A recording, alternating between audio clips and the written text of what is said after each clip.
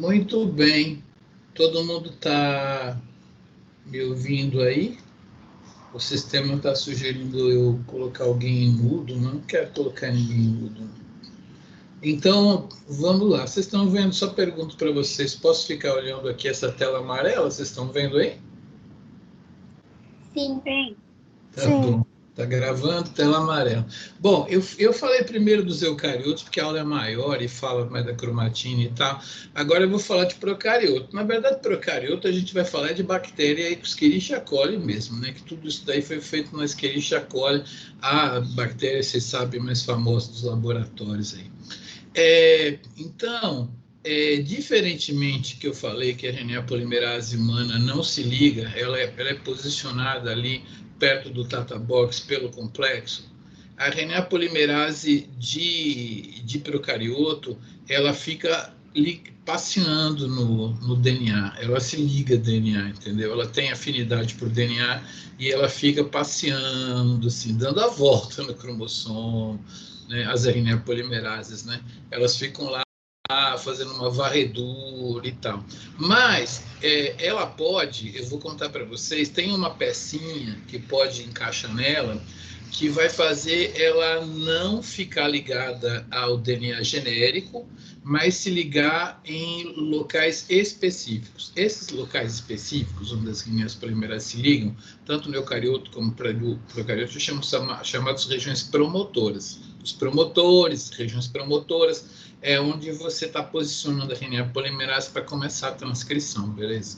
Então, ela é diferente da eucariótica, porque ela fica, inclusive, lá varrendo lá o DNA, mas quando coloca essa pecinha que eu vou falar no próximo slide, ela não gosta de DNA genérico, ela vai procurar essas regiõezinhas que são promotores lá. Vou contar, se chama fator sigma, dei o spoiler, pronto. Você não tem a repressão efetuada pela cromatina, embora se você for um cara que vai estudar isso aí com mais detalhe, você vai ver que as arqueias, que vocês mal têm no curso, né? Vocês têm alguma aula na microbiologia de arqueia? Alguém fala para vocês, as arqueias, mostra lá uma árvore. Vocês têm alguma aula de arqueia, onde elas vivem, o que elas comem, se elas torcem para o Vasco? Vocês têm aula de arqueia? A nossa microbiologia foi cancelada esse semestre. Micro aí foi cancelado. Mas mesmo Na assim, micro- ninguém dá bola para arqueia. Arqueia é uma outra coisa, entendeu? Você tem eucarioto, você tem bactéria e tem arqueia. E ninguém dá aula de arqueia. As arqueias têm estona, pô. Elas são muito loucas, elas têm intron também. Então, são uns bichos muito loucos lá. Tem gente até hoje discutindo o que apareceu primeiro, se foi uma arqueia ou uma bactéria. Mas não tem solução, não. É muito difícil essa pergunta. Bom, como você sabe, bactéria não tem núcleo, mas na verdade ela tem uma organização do material genético meio que condensado num lugar que a galera chama de nucleóide. Tá? Não tem a membrana nuclear carioteca, mas as coisas ficam meio juntas. Tá? Mas não tem núcleo. Uma coisa que é muito interessante é que a transcrição e a tradução são simultâneas. Mas como eu chamo simultâneo, é assim, você tem que fazer um RNA, e esse RNA vai dar uma proteína. Nós vamos estudar isso melhor depois. Mas, enquanto você está fazendo assim, 1/3 do seu RNA, já tem os ribossomos tudo fabricando proteína aqui, entendeu? Aí você está chegando lá na metade do RNA, já tem mais outro ribossomo entrando aqui, entendeu? Como eu falo simultâneo, é simultânea para dedéu, entendeu? Assim, os caras não querem nem saber de... Mal começou a produzir RNA, já tem os ribossomos ligados lá. A transcrição nas bactérias ela é policistrônica. Nossa, quem sabe eu tenho até um gráfico aqui para mostrar para vocês. A gente fez uma base de dados com todos os operons das bactérias todas, e vocês podem consultar. É que a gente faz um negócio chamado bioinformática, né? Tudo que a gente faz para um gene, a gente faz para o genoma todo e para todos os genomas. Né? Então, a gente tem esse mapa lá. E aí, o policistrônico é um termo que só professor da genética mais antigo, que sabe explicar o que é um cistron, é um fenômeno genético. Você não tem professor mais das antigas aí. Então, policistrônica é quando você tem um RNA que ele vai fazer uma proteína, outra proteína e outra proteína, tá? O nome policistrônica é por causa de complementação genética, não vou explicar o que é um cistrona, mas são genes em si, assim. Um RNA só faz 3 proteínas. Quantos que faz em média? A maioria dos genes, o RNA faz uma proteína só. Aí depois tem, sei lá, um terço dessa quantidade, o RNA faz 2 proteínas. Aí, sei lá, 20% dessa quantidade, o RNA faz 3, 10% faz 4, entendeu? Aí vai indo. Aí você tem RNAs que fazem 16 proteínas, 21 proteínas, são os maiorzinhos. Esses caras são mais raros. Então, conforme os operons fazem várias proteínas, menos frequente vai ficando, né? Então é uma curva em log, assim, tal. O mais comum é fazer um só, ou fazer 2, aí 3, 4, assim vai. Por que se gera operon? Antigamente, quando uma bactéria queria aprender a tocar violão, ela tinha que aprender por conta própria, né?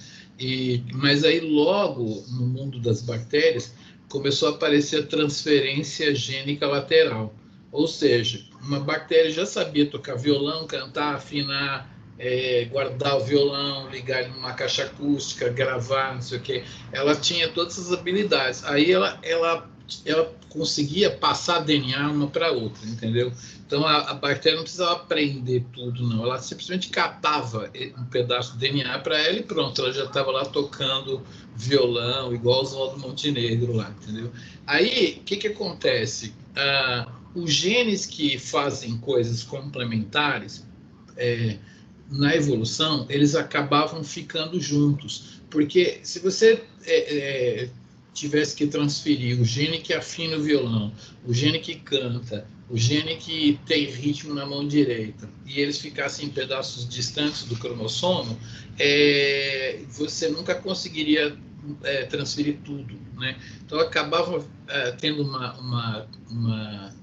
uma tendência para tudo que dá certo seria quando os genes estão próximos. Então, a maioria dos operons, na verdade, quase todos os operons, os genes que estão lá, eles fazem coisas acopladas, né? Um operon é um conjunto de genes que, pela evolução, entendeu, foi concentrando os genes com funções complementares num operon. Faz um RNA só, né? E esse RNA faz 2 proteínas, 3, 4, 5, seus operam.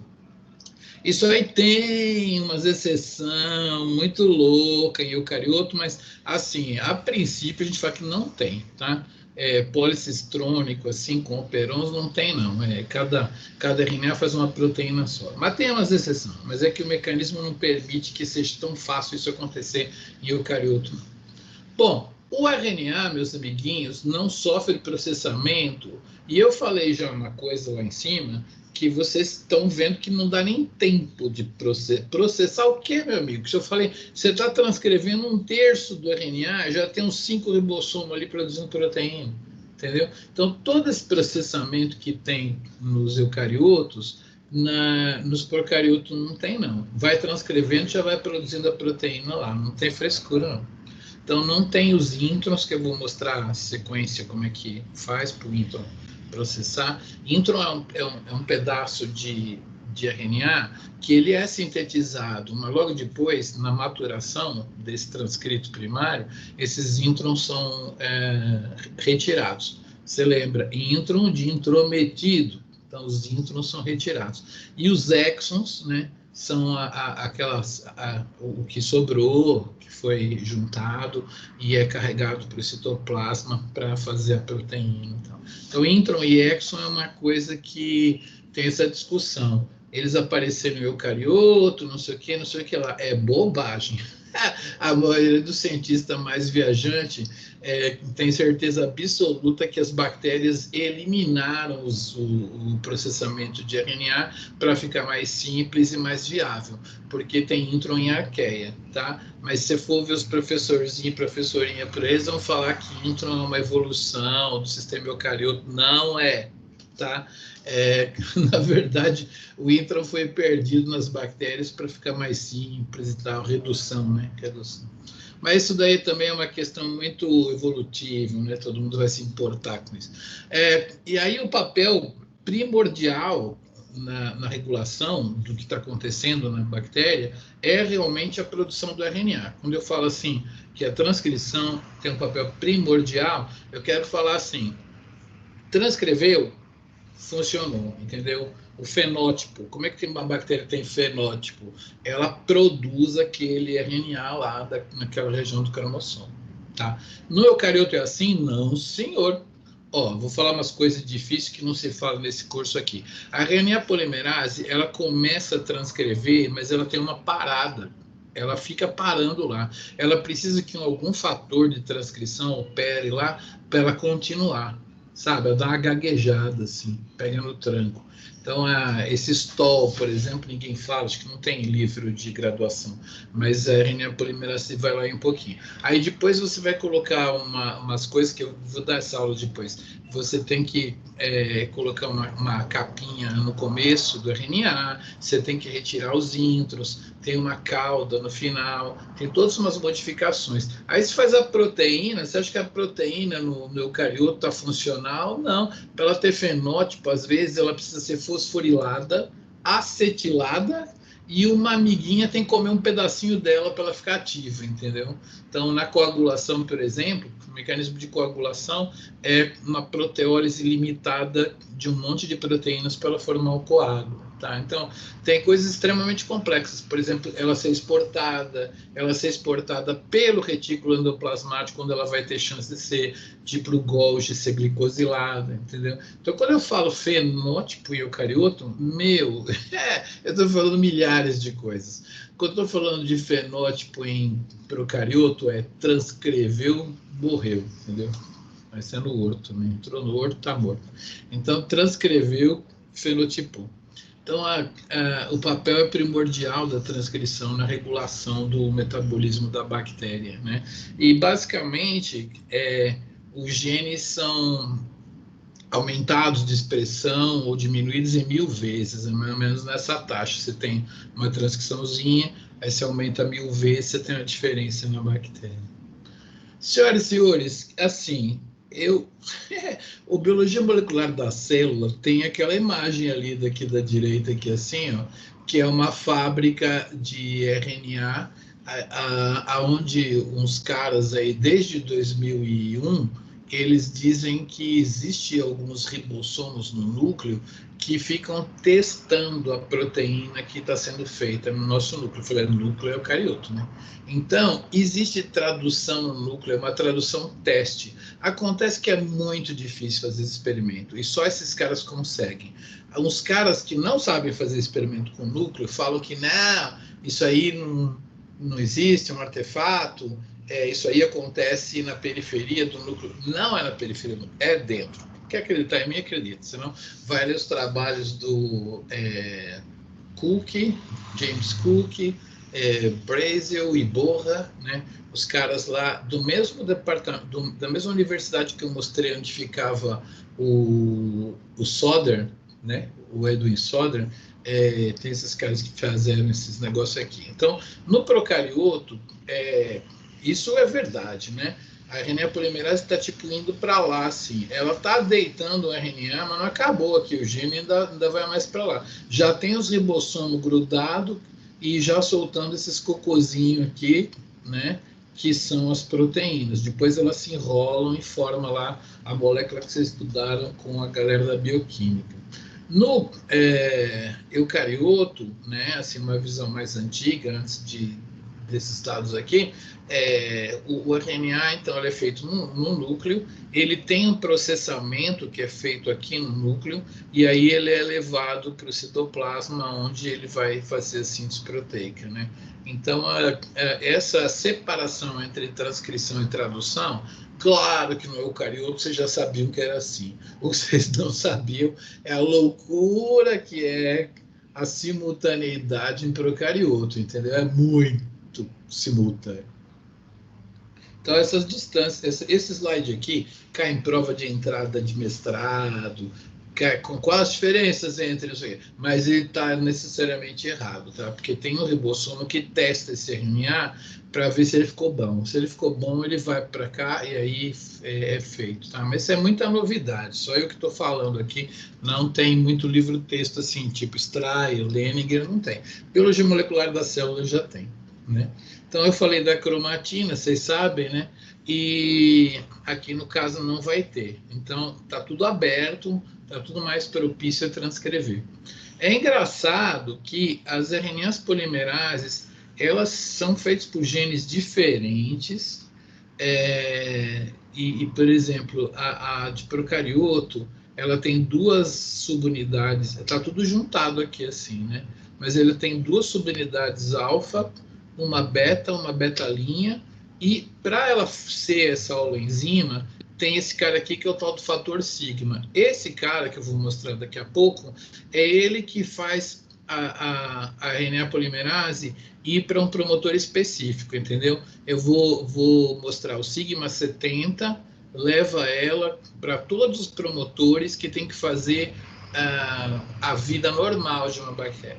Aí acaba o nitrogênio, aí aparece um outro sigma que leva ela para outros promotores. Aí, sei lá, acaba o carbono. Aí esse cara aqui vem um outro sigma que faz outras coisas. Vou mostrar esses sigmas depois. Agora, por incrível que pareça, os genes da eucariótica são diferentes. Na verdade, é um gene único que faz essa enzima aqui, mas olha que loucura como as polimerases têm mais ou menos a mesma cara, né? Embora os genes sejam totalmente diferentes. Bom, senhoras e senhores, esse é o famoso fator sigma. Tem 1, 2, 3, 4, 5, 6, 7, umas 8 alfa-hélice, ela é meio enroladinha assim, mas a alfa-hélice vermelhinha lá, que está lá, ela é mais importante, porque esse fator sigma, ele vai se enfiar, eu nem sei onde ele está aqui não, tem ele aí colorido? Sei lá se tem, não sei onde ele está não. Só sei que ele se encaixa aqui, formando o que a gente chama holoenzima, quando a enzima está toda montada, tá? Holo. Aí, esse fator sigma, quando ele se encaixa lá na RNA polimerase, ele vai levar a RNA polimerase, cada qual para o seu promotor. Um promotor é mais ou menos assim, ó. A gente sempre fala que a posição mais 1 é onde coloca o primeiro nucleotídeo. Geralmente é uma adenina, com 3 fosfatinhos pendurados lá, e aí começa pela adenina e vai o RNA ali, tá? Então, assim, a região no DNA molde, né, onde vai começar o RNAzinho a ser feito, ela é chamada de posição 1. Então, com relação à posição 1, você conta lá, tem a menos 10, né? Na menos 10, existe uma sequência que você vai ver nos eucariotos também, e você vê nos procariotos também, que se chama Tata Box. Né? Agora, esse Tata Box, ele não é Tata, né? A maioria das vezes é Tata, né? Ou com T ali assim, mas que ele chacola é isso aí. Agora, repara, meu amigo, que esse aqui é o que a gente chama de consenso, né? Na maioria das vezes aqui é T, na maioria das vezes aqui é A. Mas olha um exemplo de promotores de verdade aqui, entendeu? Aqui, nessa posição aqui, é quase sempre T, mas nesse aqui é A. Nessa posição aqui, é quase sempre A, mas na verdade esse meu exemplo nem é muito A. Nessa posição aqui é mais, geralmente é A, mas existem promotores onde nessa posição do A ele é C, nessa posição é G, né? Então, o cara, é claro que isso aqui não é uma frequência, tá? Não é para você falar assim, me retrate a vida. Ele teria que mostrar para você, sei lá, 1000 promotores, para você ter uma ideia da frequência. Não é isso. Ele tentou pegar os mais diferentes para você ver que os Tata Box podem ficar muito diferentes, tá? Mas o Tata Box é a posição menos 10 aqui. Essa posição menos 35 já foi famosa, mas hoje já não faz nada de legal, não. Mas existe também umas coisas que acontecem na menos 35. Mas esquece que o mais importante é a menos 10, onde essa alfa-hélice aqui gruda aqui, posicionando a RNA polimerase inteirinha no promotor, e aí o pau vai quebrar. Né? É assim.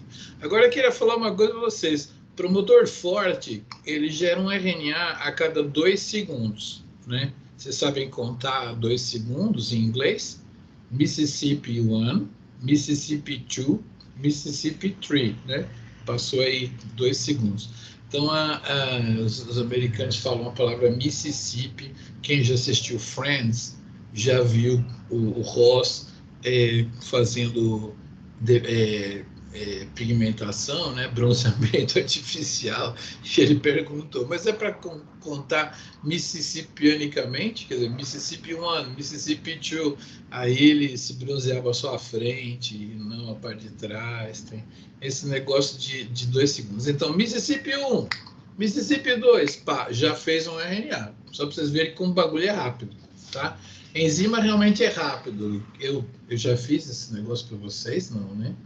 Eu já mostrei como é que é uma enzima. Não fiz? Devo ter feito na primeira aula. Lá presencial eu fiz. Não vou fazer agora, não. Está gravado. Não faço, não. Então, a cada 2 segundos. Agora, o que é um promotor fraco? Um promotor fraco é todo promotor que escapa desse consenso, entendeu? Vamos pegar um cara bem distante aqui, assim. Sei lá. Esse aqui tem 2T, 3T, 1A. Esse aqui tem um T, um A, um T, um T. Então, quanto mais distante desse consenso de Tata mesmo, mais fraco o neguinho fica. Por quê? Porque ele atrai menos o fator sigma, entendeu? Então, quanto mais parecido com Tata, mais forte o cara vai ser. E o que é um cara forte? É um cara que produz um RNA, Mississippi 1, Mississippi 2, produz um RNA. Tá? E o que é um promotor fraco? Um RNA a cada 10 minutos. O ciclo de vida da bactéria tem 30 minutos. Então, esse promotor é tão fraco, tão fraco, tão fraco, que para cada vida de uma bactéria ele produz 3 RNA. Claro que um RNA pode produzir umas 30 proteínas, tal, mas isso é um promotor fraco, só para vocês terem uma ideia do que é um forte e o que é um fraco. Os mais fortes se parecem mais com o consenso acima, né? E o fator sigma, já falei isso, ele diminui a afinidade genérica da RNA polimerase por DNA, ela não fica mais dando a volta no genoma, e aumenta pelo promotor. Bom, eu acho que o mais importante é o próximo slide aqui, que é o seguinte. Alguém ia perguntar alguma coisa? Não? Eu ia. Fala aí. Aqui, volta naquele slide lá, o das... Isso. Aí, onde tem esse primeiro A, que começa em 3 linhas. Ele vai andando para a esquerda, né? Esse aqui, né? Isso. Exatamente. Esse aí aqui é o primeiro A. Esse aqui é o... depois... 5 linhas para 3 linhas, ele está mostrando, na verdade, a fita codificadora, né? Eu tenho que explicar isso porque vai ter exercício depois. A gente, quando desenha um DNA, você está vendo, tem T aqui, né? Nós estamos desenhando o DNA. Eu tenho 2 fitas para te desenhar, tá? Eu não desenho aquela fita que as professorinha pede para você fazer lá no secundário lá, do DNA faço o RNA e do RNA proteína. Não existe isso, pelo amor de Deus, no mundo profissional da biologia. A gente não dá a fita molde para você. Não existe isso. É só naqueles exercíciozinhos ridículos. Então, não ensine para os seus alunos, lá, quando vocês forem dar aula, a fazer aquele negócio. O DNA, agora faço o RNA e faço a proteína. Não, pelo amor de Deus. A gente não usa escrever a molde. A gente escreve mesmo a fita codificadora, aquela a qual vai ser exatamente igual ao RNA, apenas que no lugar do T vai ter U, entendeu? DNA tem 2 fitas. Eu vou escrever uma só, eu escrevo de 5 linhas para 3 linhas, cara. Então, por exemplo, se eu estiver procurando um sinal no DNA, eu vou ver esse A aqui, por exemplo, né? Esse A, ele é o primeiro nucleotídeo de todos os RNAs mensageiros. A maioria das vezes ele começa por A mesmo, que as polimerases gostam de começar por A. Então, quando eu for fazer um RNA, a primeira base vai ser A, a segunda vai ser G, a outra vai ser T, entendeu? Então, a gente escreveu aqui a fita codificadora. Então, na fita codificadora, essas bases não vão ter esse T virando U, esse T virando U, não vai existir, não. O RNA vai começar por A, né?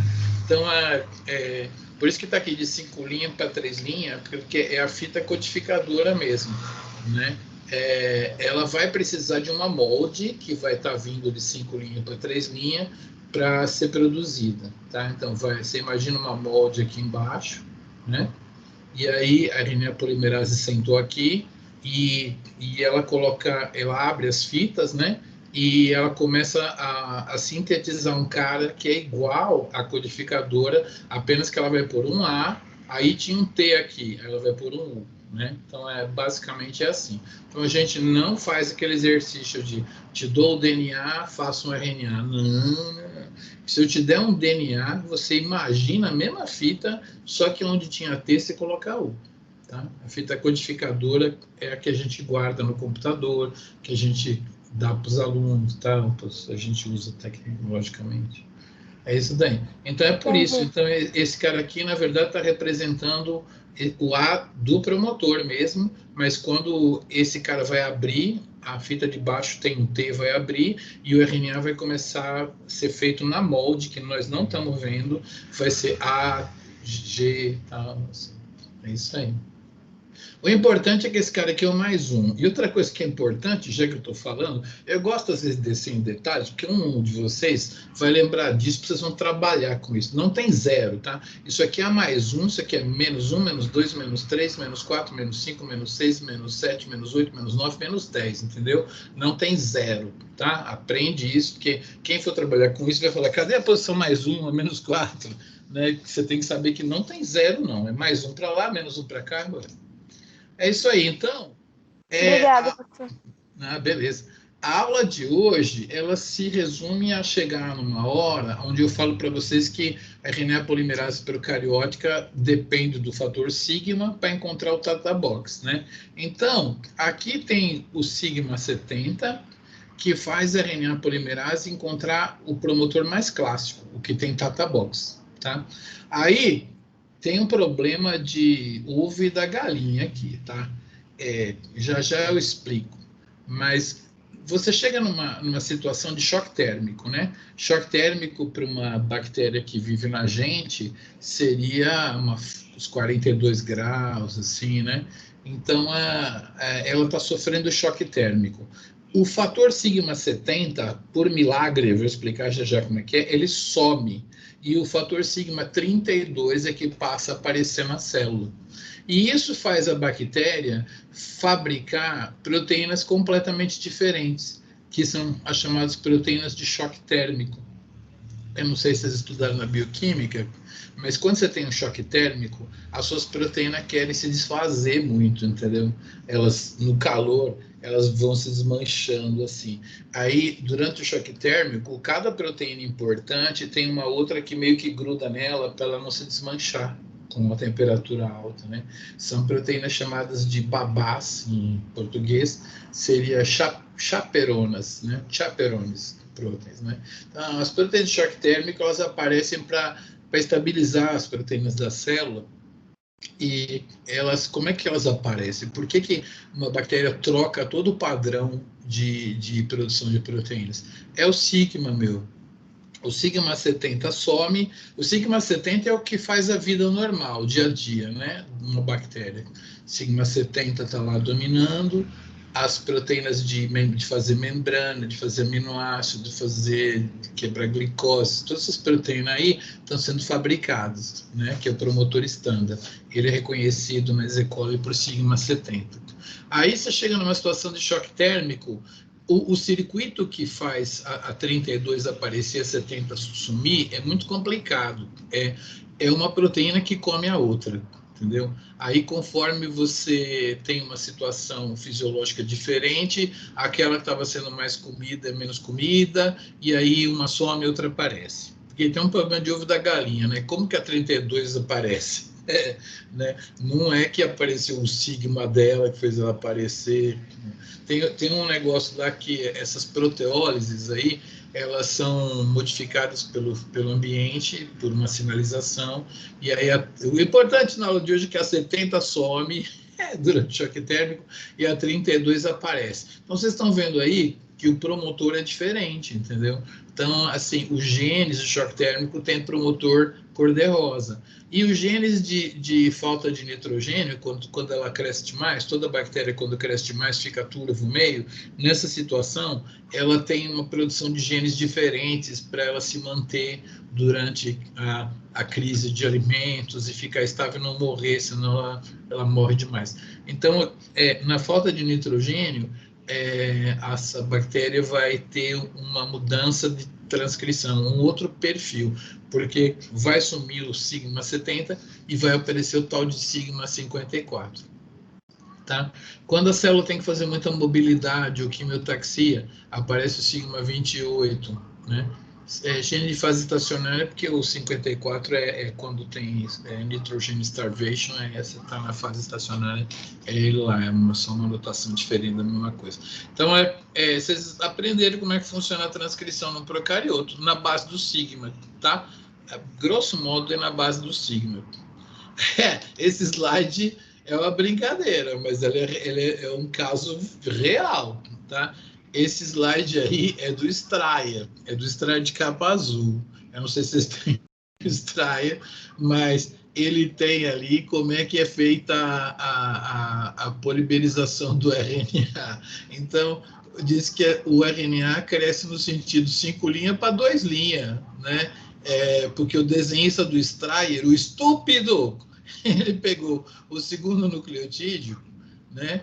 1', 2', 3', 4', 5', tem um fosfato aqui, ele ligou 5' no 2' do outro. Isso aqui é para ligar aqui, o desenhista burro, mas essa foto tá lá no Strayer. Pode olhar seu Strayer aí que você vai ver se tiver um, que nesse capítulo de transcrição, ele fala a transcrição é muito parecida com a replicação do DNA, a primeira base é quase sempre A ou G, fica com os 3 nucleotídeos, o primeirinho fica mesmo, o RNA fica com esses 3 carinhas aí, e é claro que esse fosfato está ligado no lugar errado, né, meu amigo? Aqui 1', 2', 3', é esse 3' OH que é ligado pelo fosfato do próximo nucleotídeo, e aí vai indo para a água. Né? Então, toda a transcrição, eu já falei isso, ela se inicia sem um nucleotídeo prévio. As RNAs polimerases são as únicas corajosas que iniciam um polímero. A DNA polimerase precisa sempre de um primer de RNA, porque ela não faz isso aqui. Então, as RNA polimerases quase sempre colocam um A, e aí vai. Um erro a cada 10^4, 10^5 nucleotídeos. Cara, se você tivesse um namorado que errasse a cada 10.000 vezes ou 100.000 vezes, ia ser um mundo perfeito, né? Mas não, a gente erra uma frequência muito maior. Então, essa frequência aqui, ela não é comparável com a DNA polimerase, que é 10⁻⁷, e se você colocar o reparo de mismatch em cima, essa frequência vai para 10⁻⁻10, né? A frequência de erros na replicação do DNA, porque ainda tem o reparo em cima. O RNA tem mais erros, tá? Ele, a cada 10.000 bases que você fabrica de RNA, você vai ter um erro ali, mas isso não quer dizer nada, porque RNA você faz um monte, em 10.000 sai errado. Isso, né, meu? Qual é essa aqui? É demais aqui. Se eu usar rifampicina, não tem nada a ver. Bom, senhoras e senhores, então, eu falei, eu gosto de falar assim que a gente está na bioquímica, na verdade, né? Eu sou do departamento de bioquímica, a Biomol, ela nasceu como um pedaço do Strayer que ficou grande demais, aí tem que fazer um curso, uma disciplina só para aquele pedação do final do Strayer, do Leme, né? Eu, quando fiz bioquímica, meninos, eu tive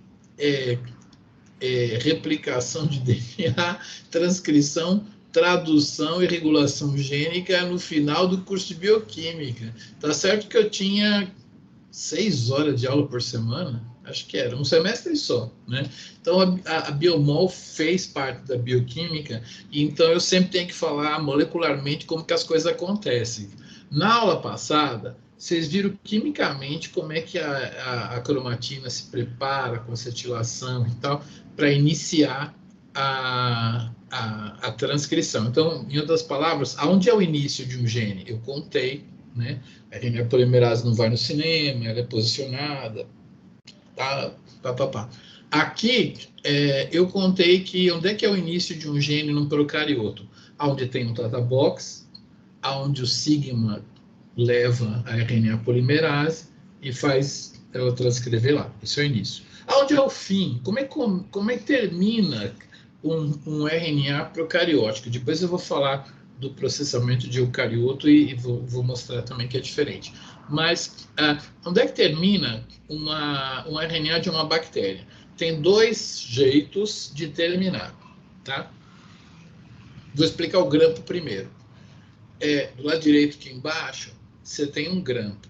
Vocês estão vendo que esse grampo tem U. Então, esse grampo, não é que a RNA polimerase está andando, fazendo seu RNA lá, e tem um grampo no DNA. Não é no DNA.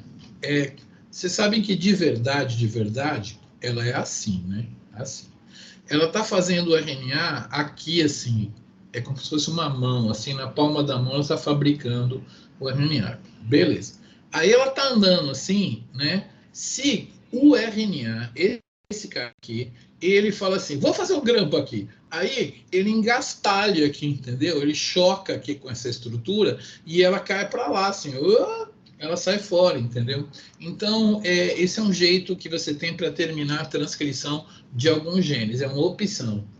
Muitos genes na bactéria terminam assim. O RNA está sendo feito, ele forma um grampo, beleza? Forma um grampo. Esse grampo empurra a RNA polimerase para fora. Assim, caiu, tá? Então, não é um grampo no DNA, é um grampo que o próprio RNA faz, que fala assim, é hora de dar tchau, não? Hora de terminar aquele RNA lá. Agora, tem um outro controle que é muito louco, que é essa proteína aqui, que ela meio que segue a RNA polimerase. Essa amarela aqui, assim, ó, que é representar uma mão aqui, assim, né? Ela está indo para lá, assim, fabricando RNA. E que ela está andando? Tem uma que gruda na ponta 5' aqui e girando, né? Assim, girando, tal, assim, ela vai andando e seguindo a RNA polimerase. Então, a RNA polimerase vai e essa proteína aqui vai seguindo ela. Aí a RNA polimerase está andando aqui assim, chega uma hora que o próprio DNA tem uma composição que faz ela ir um pouco mais devagar. E aí esse cara tem chance de chegar nela. E aí, na hora que ele está chegando, ela consegue ultrapassar esse bloqueio aqui, do sinal de trânsito, e ela vai mais rápido. Aí esse cara vai atrás. Aí na segunda vez que ela tem uma espécie de congestionamento lá, aí essa proteína vai lá e encontra ela, e é claro que, tá vendo aqui, assim, se ela chega por aqui, ela vai empurrar esse cara amarelo para lá e ele vai cair fora. Entendeu? Então, tem transcrição que termina por causa do grampo, e tem transcrição que termina porque esse cara encontrou a RNA polimerase. Esse cara foi descoberto por aquela cantora que canta aquela música assim, como uma deusa, você me mantém. Vocês conhecem essa cantora, não? Quem que canta essa música? Como uma deusa. Ninguém conhece essa cantora? É engraçado isso. Cri, cri, cri. Ninguém conhece essa cantora? A gente conhece a música, a cantora não. É muito engraçado isso, porque quando chega nessa hora, eu falo isso, tá? Porque uma vez eu falei, beleza, é a cantora Rosana, né? Uma brincadeira porque se chama proteína Rho, né? Essa que faz... né? Muito bem. Mas eu sempre faço isso porque é engraçadíssimo. Umas turmas sabem, é a Rosana, todo mundo sabe que é a Rosana. No ano seguinte, ninguém sabe que é a Rosana. Aí no outro ano, todo mundo sabe que é a Rosana. É uma coisa cíclica na natureza conhecer a Rosana ou não conhecer a Rosana. É uma questão de gerações. Vocês não conhecem a Rosana. Ano que vem vão conhecer, Comadre. então. Ó, ela, por exemplo, no baile, nos cantores dos famosos lá, os que eles imitam os cantores, show dos famosos, né? A Rosana foi imitada lá pelo Kleber, né? Aquele carequinho lá. Tá. Ficou ruim porque ele é gordo, é bem magrinho. Mas, enfim, dois jeitos de terminar. Dependente de Rho, independente de Rho. Dependente de Rho não é um lugar perfeito. A RNA polimerase ela pode dar uma atrasada aqui, aqui e acolá. E assim, dependendo do dia, a Rho vai pegar ela no primeiro ponto de parada, ou no segundo, ou no terceiro. Então, os RNAs, eles são caras que podem ter um tamanho um pouco diferente, tá? Isso importa na composição da proteína? Não importa nada, tá? Nós vamos estudar a proteína, você vai ver que tem o stop codon, né? Então, se o RNA fica um pouquinho mais para lá, um pouquinho mais para cá, não faz diferença nenhuma na vida de ninguém. Então, os mecanismos são via proteína Rho ou via esse sinal aí. Quando é o sinal, é mais preciso, né? Porque aquele lugar lá vai formar o grampo e pimba, a RNA polimerase vai cair fora sempre no mesmo lugar exatamente. Enquanto que com a proteína Rho vai variar uns 3, 4 lugares possíveis, né? Bom, senhoras e senhores, então para vender aquela ideia. Eu não entendi muito bem se essa replicação para quando o Rho passa na frente ou o que acontece. Não, é assim, é transcrição, né? Nós estamos falando de uma RNA polimerase, ela é assim, tá? E o RNA, o DNA está passando aqui assim, ó, para ela produzir o RNAzinho dela aqui, tá? Nesse pedaço aqui. Qualquer coisa que empurre ela para lá, entendeu? O DNA está passando aqui, ela está transcrevendo. Qualquer coisa que empurre ela para lá, ela solta e parou, entendeu? Então, basicamente tem um DNA passando aqui, né? Se vier uma proteína aqui, o RNA está pendurado. Se vier uma proteína aqui que veio do 5' do RNA e pimba, entendeu? Então ele empurra ela para lá e ela cai fora, entendeu? É um empurrão mesmo. Ela vai lá e empurra, igual jogar do futebol que o cara dá aquela cotovelada no ombro e o cara cai assim, né? Basicamente ela vem por aqui, tá vendo? Ela grudou no 5' do RNA, né? E ela veio rodando assim. Ela está tentando chegar nesse cara aqui. A RNA polimerase está indo para lá. Se não tiver aquele ponto de que ela dá uma atrasadinha, ela vai na frente, e esse cara vai atrás, não acha nunca. Mas tem umas horas que pela composição de bases abre mais devagar aqui e ela dá uma atrasadinha lá, já depois que o gene acabou. Aí nessas regiões das atrasadinhas, ela consegue chegar aqui ó, é estérico mesmo. Essa proteína vem aqui e pimba, ela cai para fora, né? Empurra a RNA polimerase para fora. Esse RNA é meu, vá! E aí ela chega até o final dele e joga ele lá. Então o RNA acaba exatamente nessa base aqui, entendeu? Então é deslocamento dessa por essa daqui. E aonde vai deslocar? Quando essa aqui der uma atrasadinha e essa aqui alcançar essa. Entendeu? É isso. Bom, vocês já revisaram lá o lance de que no controle de eucariotos tem toda uma modificação da cromatina, epigenética e tal, onde eu tenho que encontrar o gene dentro daquele lugar lá para abrir ele, para poder retirar ele dali e tal. A abordagem nos procariotos é mais de você ter um repressor. O repressor é um cara que vai sentar ali depois do promotor, tá? O promotor está aqui, onde eu tenho o Tata Box, tá? A RNA polimerase está muito afim de transcrever, tá? Mas a regulação da expressão gênica em bactérias é com a placa de contramão, que assim, não pode entrar aqui. Você pode fazer o que você quiser, menos entrar na São João. Então, são proteínas que sentam em cima de uma região que fica... Eu devia ter escrito promotor aqui, né? Você tem promotor e operador. A região onde esses repressores sentam é chamada de operador. Então, aqui está o famoso Operon LAC, O peron-LAC é importantíssimo na biologia. Todo mundo estuda na genética, na biomol, e fala muito do peron-LAC. O peron-LAC não existe sequer em todas as Escherichias, no gênero Escherichia. É um operô muito raro. Acontece que ele foi estudado por 2 cientistas franceses, Jacot e Monod, e foi um exemplo de como os genes funcionam e tal, mas ele sequer existe em todas as Escherichia, do gênero Escherichia. Né? Claro que ele existe na Escherichia coli, então por isso que ele é tão famoso. Então ele tem genes estruturais, que eu vou mostrar agora aqui, e ele tem o controle, né? Então vamos ver como é que ele funciona.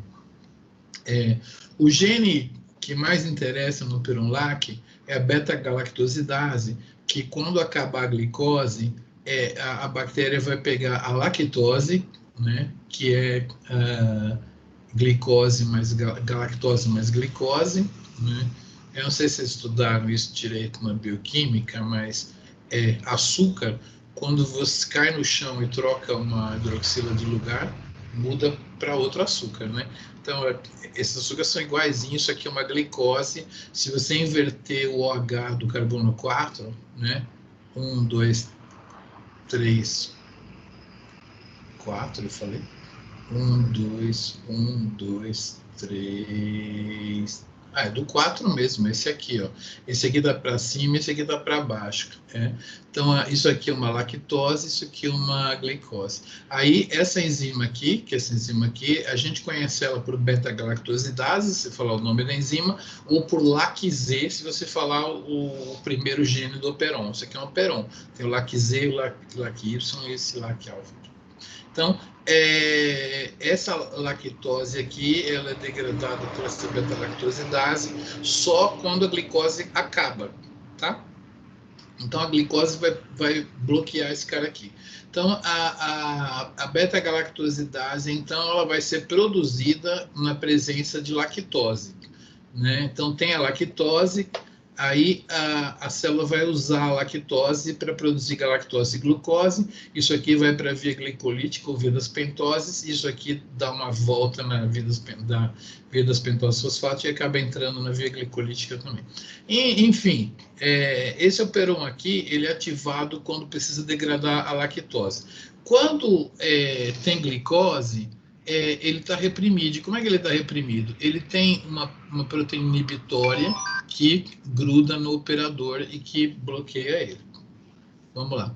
Então, esse aqui está o DNA, né? E você está vendo aqui o repressor do peron-LAC. Como que ele gruda?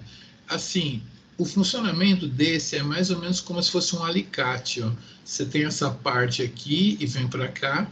Você tem essa parte aqui e vem para cá. Aí você, né? E aí fecha isso aqui e você trava o DNA. Tá? Então, é tipo um elefante sentado mesmo, assim, né? É uma proteína que está grudada no DNA. Qual DNA que é? É uma sequência que está aqui, tem o Tata Box, então, não importa. Não, isso aqui não é o Tata Box, não. É o lugar onde essa proteína se liga, tal, não sei o quê. Então, é um dímero que fica travando a passagem da RNA polimerase. Muito bem. Que sono. É algo errado aqui. Não sei o que aconteceu.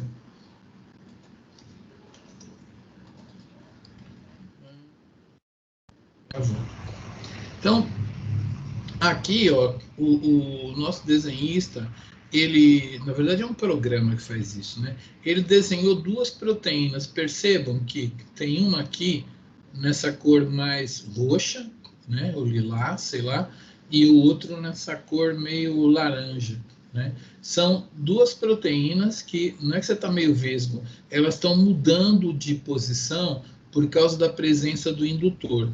Tá? Esse indutor aqui, no caso da vida real, é a própria alolactose.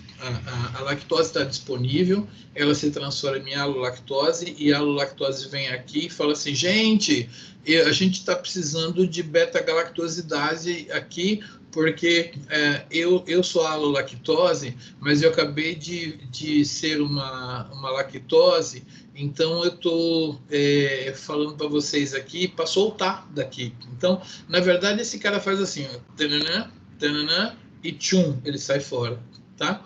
Então, você muda a configuração, a conformação para cá, muda a conformação para cá, e aquele alicate solta, e aí você libera o repressor, tá? Então, vocês estão vendo que uma molécula de baixo peso molecular, que está aqui, né, ela funciona como indutor, né? Então, vamos ver como é que funciona aqui. Você tem o gene do repressor, tá? Ele forma um RNA, esse RNA forma uma proteína, que é um dímero, ela vem aqui como se fosse um alicate na região chamada operador, aqui está o O, né? Na região do operador, ela vai lá e crau, entendeu? E fica parada lá. Aí, quando a RNA polimerase vem aqui e quer produzir alguma coisa, ela não consegue andar, né? Porque tem o repressor ligado no operador, o gene que está aqui. Aí, quando a gente tem a presença da lactose, né, aquele repressor que ficava grudado no operador, ele sai fora, né?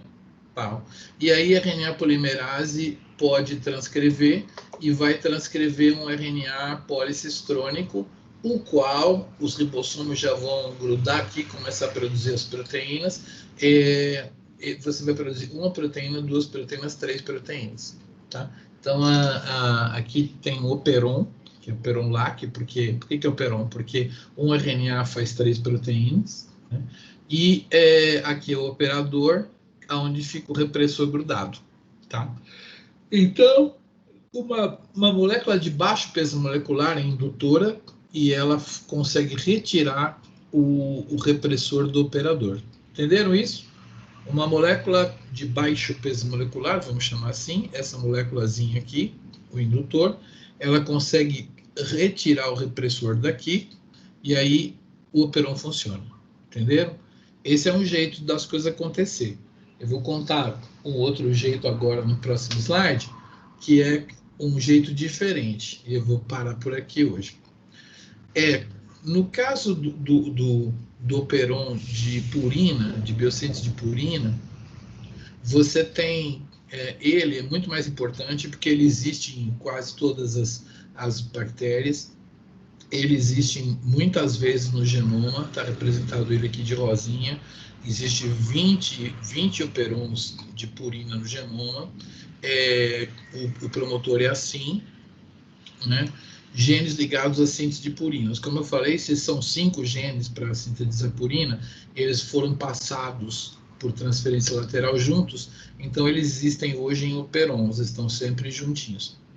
Aqui é diferente. Em vez de você ter uma molécula de baixo peso molecular que faz uma coisa soltar, né? Nesse caso aqui, o mecanismo é diverso. Esse correpressor, ele vai ligar no operador quando você tiver a molécula pequena. Então, aqui no caso desse operon-LAC, com a molécula pequena, o repressor sai. Nesse caso aqui é o contrário. Quando tem a molécula pequena, ela se liga lá no repressor e o repressor, claro, ele gruda nesses lugares aqui assim, bloqueando a síntese do RNA e, portanto, daquelas 5 enzimas que fazem você sintetizar as purinas. Então, quem é esse carinha aqui que induz esse repressor a ligar? São justamente a guanina ou a hipoxantina, que é a precursora da guanina. Quando você tem guanina demais, para que você vai querer sintetizar mais guanina? Então, é uma espécie de retroalimentação. Mas eu queria que vocês notassem que se existe na natureza situações onde uma molécula solta o repressor do operador, existem casos onde uma molécula, como por exemplo a guanina e a hipoxantina, faz o repressor grudar no operador. E aí por mecanismo de feedback, né? Se você tem guanina, para que você vai sintetizar mais guanina? Então, você bloqueia esses operons, tá? Mas o que eu queria é a parte molecular. Tanto aquela pequena molécula pode fazer soltar, quanto aquela pequena molécula vai fazer grudar, né? No caso do correpressor das purinas, é um caso de que quando você tem guanina, você manda parar a síntese de guanina. São mecanismos bem maluquinhos, né? Mas são mecanismos bem simples e tal. Então, a aula de hoje foi uma aula, eu vou parando por aqui, uma aula bem simplória de como esses organismos, que eles não são ridículos, eles são muito evoluídos, inclusive, mas eles são simplificados, né? Ele tem um controle muito simples, muito frugal, entendeu? As bactérias são muito mais simples do que os eucariotos. Então, mostrei mais ou menos o sigma, né? E os repressores que grudam numa região chamada operador, né? Tem repressor que é induzido a ligar lá e parar alguma coisa, como, por exemplo, o operon de purinas, ou então no operon lá que uma pequena molécula desliga o repressor de lá. Eu queria que vocês lembrassem que tem dois jeitos, né? A pequena molécula faz ligar, nesse caso aqui, ou a pequena molécula faz retirar, no caso do operon lá, tá? E aí, meus amiguinhos, eu vou deixar para a próxima aula contar para vocês uma coisa que não sei se vocês aprenderam na genética, como é que funciona um mecanismo chamado de atenuação. Geralmente o povo da genética dá atenuação. Vocês ouviram falar do peron triptofano? Não? Cri. Ninguém viu o peron triptofano? A gente viu. Viu, né? Justamente. É porque, assim, algumas coisas aqui na bioquímica, a gente fala das moléculas, né? E quando você vê o detalhe da molécula, é que você entende como é que o bagulho funciona. Então, o operon triptofano, beleza, vocês vão achar muito maluco. Mas vocês vão achar muito maluco do ponto de vista evolutivo, é como que, exatamente do jeito que o operon triptofano funciona, como que pode ser que o operon treonina, operon fenilalanina e o operon histidina funcionam da mesma maneira. Eu vou perguntar para vocês como que a evolução conseguiu fazer 4 vezes a mesma coisa, né? E é um mecanismo muito louco, vocês vão ver lá, tá? Então eu vou deixar o triptofano, quando a minha aula é só de 50 minutos, eu deixo o triptofano para a próxima, para a gente comentar na próxima aula, e dando um spoiler que ele é muito louco. Tá? É muito louco. E assim, falar como é que ele funciona, beleza. Tá? O mais louco é quando a gente lembra depois, no último slide, que tem outros 4 operons que fazem a mesma loucura, né? E aí você vê, cara, então a evolução pode fazer 4 vezes a mesma coisa? Pode, tá? É muito louco isso.